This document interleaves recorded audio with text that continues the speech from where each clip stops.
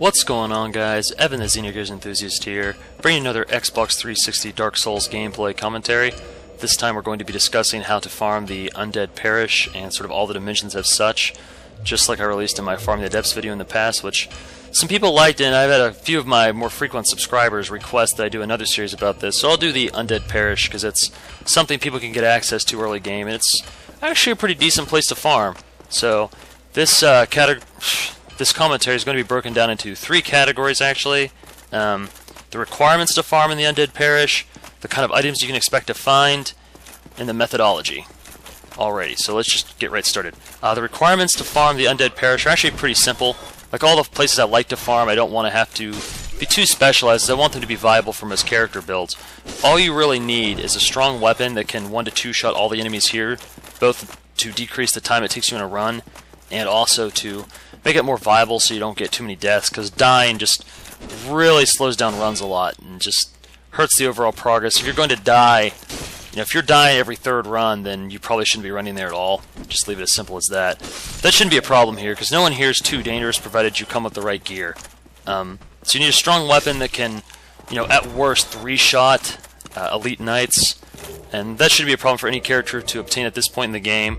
That can either be the Drake's Sword, which is sort of the classic early game, the Astora Straight Sword, which you can grab with the Master Key, or an upgraded any weapon up to +5. Normally that can 3-shot most enemies unless you're using like a dagger or something really light like that. You also need a strong shield, because the easiest way to get through these guys is either to parry their attacks or block, and I'll talk a little bit more about that in the methodology section. So getting the shield is a no-brainer. You can grab a knight shield, right here in the parish before you start running it, and if you don't have enough strength to use the knight shield, you can go get a heater shield from the first merchant, and that should set you up pretty well. That is really all you need to run the parish, although, like any farming run, if you don't have homeward, it might be too slow to be worth doing. Not having homeward for this run, for example, might add a minute to each run, and that really slows it down to the point it might not be worth it. And for any run that's lengthy like this one, like it's not like a quick from the bonfire and back, there's actually like some distance to be traversed, I really recommend homeward if you're even going to consider running it. Anyway, with that said, let's jump into what you can expect to find here, because if you're going to farm here, you have to have like a, motivation. Nothing, well, not nothing, but very few things here are unique to the point that every character needs them or every character wants them, but there is enough here that many characters will want to farm here, at least for a little bit. You can find Tantanite shards here from both the Elite Knights and the 3 zombie guards outside at the front, or the zombie spearmen. They're okay. That you can buy them from the merchant, but early game souls are sort of a commodity because you need them for those early game stats, and you also need them to, eventually you're going to want to get the Crest of Artorias to open the gate to the forest. And there's just a lot of things you want early game, so buying shards may not be the best choice when you can farm them here. You probably shouldn't be grinding here to get a fully upgraded set, but of like +5 all your basic armors and stuff. This is not the place to do it, but it is a good place to pick up enough shards early game to get like a +5 weapon or something like that. So the shards are a good thing to get here. Just FYI, these little zombie guys, they drop nothing. To my knowledge, they have like straight sword hilt, which is only good for making the Great Sword of Artorias, which kind of means they're not good for anything at all. So this top left here, this top half of the run here, it probably adds like 30 seconds to each run, and that's so you can get this last Elite Knight. So, feel free to cut that out of the run. I include it because another item, actually, segues right into it. Another item you expect to find is an entire boulder set. The Elite Knights are actually wearing the boulder set because they are Elite Boulder Knights, and go figure. So this guy gives me another chance to drop any piece of the armor or his rapier or sword. The items that drop from each enemy kind of varies on the kind of enemy you're fighting. And the guys with the small shield, that's a buckler. So all they drop is a buckler and a rapier. Neither of those are exciting enough that any character build's going to use them, or at least very few. So you can cut that last part out.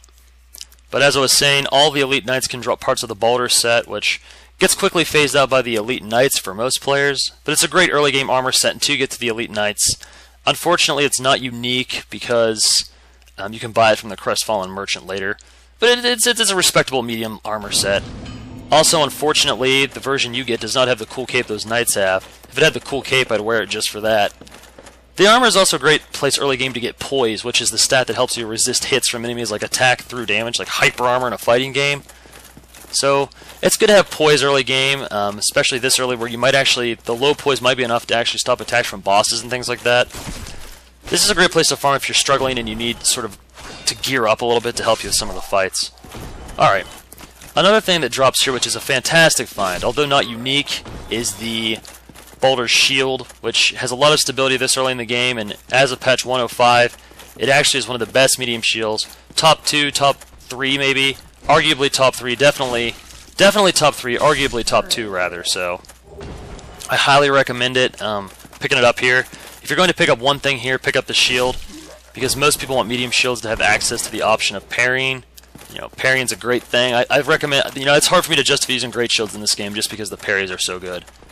And as of the patch, all medium shields have significantly lower stability, so a lot of people might wind up with the Eagle Shield, but that's another topic for another time. And lastly, you can find the Boulder's side sword here, which is, to my knowledge, unique to just farming in the Parish or farming Elite Knights later in Sin's Fortress, and it's fantastic. It's just like any other straight sword, only it has longer reach, it's a longer blade. It's the weapon the Knights are using right now, and the only people that can drop it are the Knights that have the larger shield. And see, these Knights here, the one I'm fighting right now, he's got the shield you want. He's got the Boulder's Shield and the Boulder's Side Sword. Both of what you're farming here should be your principal concerns in acquiring, because the Side Sword, as I was saying, has, you know, a lot longer reach than a regular straight sword, and also it's got the added benefit of his R2 attack is unique in that instead of doing sort of 2 R2 attacks regularly gives you a stab, then an upward cut. You won't have that, but rather you'll just have 2 straight spear attacks, which is great. Because the sword's longer reach, and the long stab, and the double R2 combo still being 2 long stabs, it gives you a lot of reach. I love it a lot. Highly recommend it to everybody. And that's really all you can find here aside the previously mentioned Buckler and Rapier, which I don't see anybody really coming here to get. And lastly, we'll talk about the methodology. It's pretty pretty much take care of itself with the video, but I'll talk about a few odds ends. Beating the Elite Knights, once you're used to them, is really easy. The quickest way to get through them is to parry their attack and one-shot them. That lets you speed up your runtime a lot, but if you're not comfortable with parrying, don't, because you'll just take deaths. It'll slow down the run overall. So I recommend actually, well, I'll demonstrate on this guy right here. Let him attack you once, then he'll ricochet off your shield, stab twice. Normally they'll die. That guy lived. Don't attack them, they have their sword out like that. That means they're trying to parry you and one-shot you. So, he ricochets off the shield, I double stab him and take him out. Homeward out. That's really the only thing that's dangerous in this run. The 3 zombie guys, you should just be able to run in and just blow away in 1 or 2 hits, no problem. Super easy. Then you can just run through the Knights. And it should just be a rinse and repeat. Like all farming runs, you want it to be pretty uniform. Just sort of run in. Alright guys, thanks for watching, and I hope you enjoyed the video.